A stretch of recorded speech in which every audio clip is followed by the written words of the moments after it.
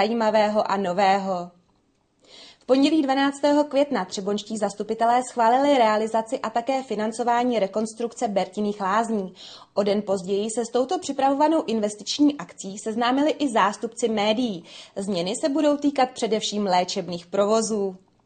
Zastupitelstvo města Třeboně schválilo realizaci projektu nazvaného Bertiny lázně Třeboň, rekonstrukce balneoprovozů.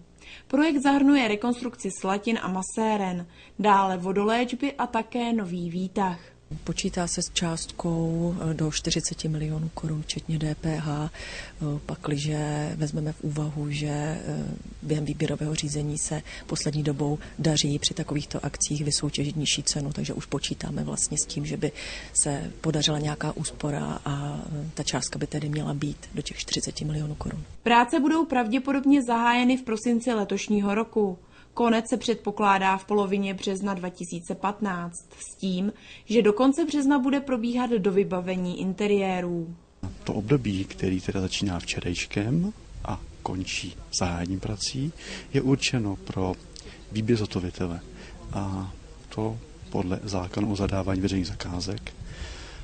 Ten proces je složitý, náročný, je tam spousta úskalí a těm všem se chceme vyvarovat.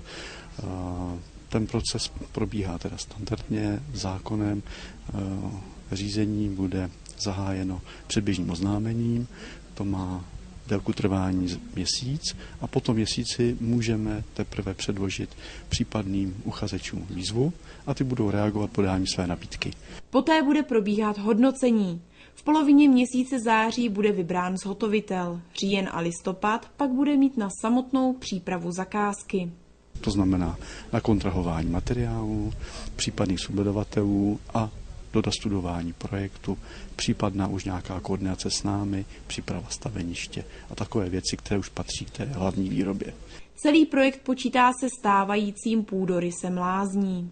Rekonstruovány jsou vlastně provozy slatinných koupelí, jsou rekonstruovány provozy vodoléčby a je vytvořen v podstatě v místě stávající vstupní haly nový výtah, který obsluhuje v podstatě všechna podlaží, které ve stávajícím objektu jsou.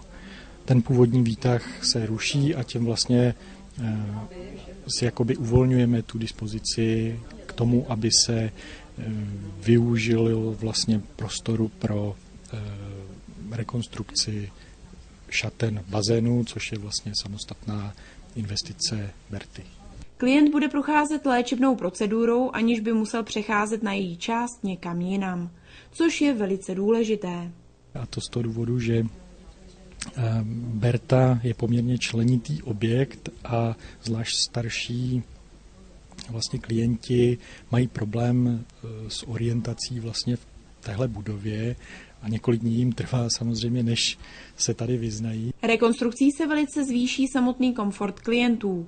Klient si nejdříve odloží v šatně, poté absolvuje slatinou koupel, dále ho čeká odpočinkové lůžko a masáž.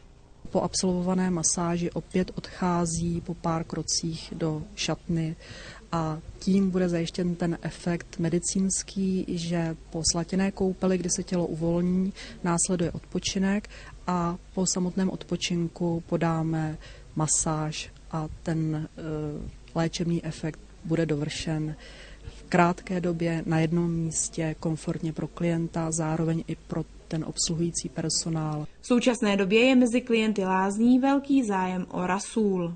Rasůl postavený na marockém jílu, kde se pomažete takovou suspenzí a absolvujete parní lázeň.